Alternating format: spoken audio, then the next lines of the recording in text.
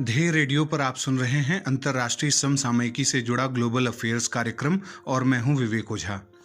हाल ही में भारत ने चीन को एक महत्वपूर्ण मामले में मात दी है। दरअसल RECAAP यानी रीकैप यानी regional cooperation agreement on combating piracy and armed robbery against ships in Asia का नया एग्जीक्यूटिव डायरेक्टर भारत के कोस्ट गार्ड के महानिदेशक के नटराजन को चुना गया है। चीन की भी इस पद पर निगाह थी, लेकिन क्वाड देशों का समर्थन भारत के साथ तो था ही, साथ ही म्यांमार, बांग्लादेश और श्रीलंका ने इस मामले में भारत सरकार का साथ दिया।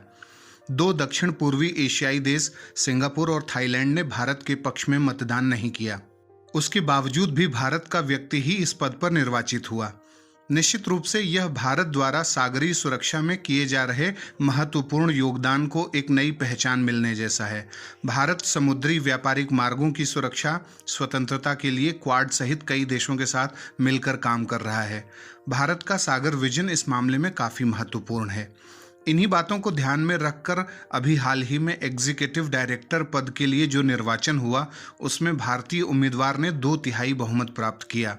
भारत ने रीकैप के कुल 21 सदस्यों में से 14 देशों का समर्थन अपने पक्ष में पाया, यानी 14 देशों ने भारत के पक्ष में मतदान किया। वहीं चीन को मात्र 4 और फिलीपींस को 3 वोट मिले।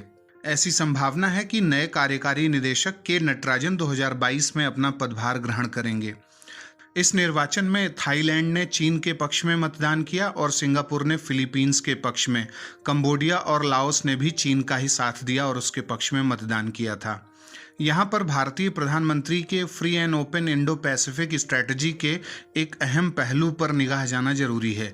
2018 में सिंगापुर के सांग्रीला डायलॉग के दौरान भारतीय प्रधानमंत्री ने कहा था कि भारत के इंडो पैसिफिक स्ट्रैटेजी का केंद्र बिंदु आसियान है, जिसे उन्होंने आसियान सेंट्रलिटी कहा था।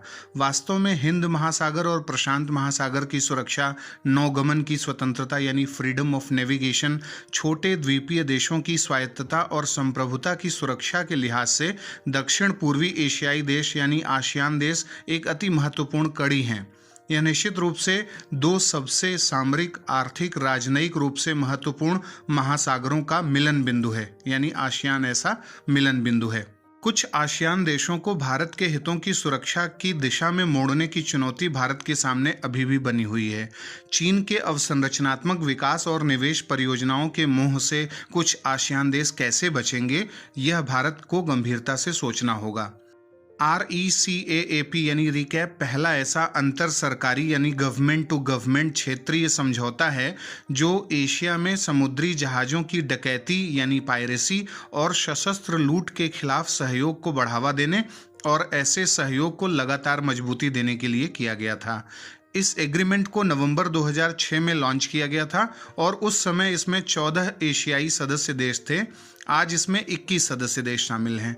इसमें America, Australia, United kingdom, Germany, Denmark, Norway और नीदरलैंड्स जैसे प्रभावशाली देश भी सदस्य के रूप में हैं और इन सभी ने भारत के पक्ष में मतदान किया। इस क्षेत्रीय निकाय का मुख्यालय सिंगापुर में है, लेकिन सिंगापुर का रुख भारत के पक्ष में नहीं दिखा।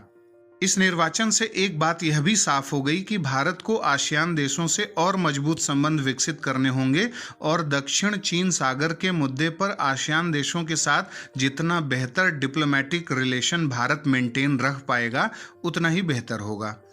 अब बारी है आज के सवाल की। निम्नलिखित कथनों पर विचार करें। पहला, रीकैप जिसका एग्जीक्यूटिव डायरेक्टर एक भारतीय उम्मीदवार चुना गया है का मुख्यालय सिंगापुर में है। दूसरा ऑप्शन, 2006 में लॉन्च किए गए इस क्षेत्रीय समझौते में एशिया महाद्वीप के बाहर के कुल 21 सदस्य देश शामिल हैं। उपरोक्त में से कौन से कथन सत्य हैं? ए केवल 1, बी केवल 2, सी 1 और 2 दोनों, या फिर डी न तो 1 न ही 2। आप अपना उत्तर हमें कमेंट बॉक्स में बता सकते हैं।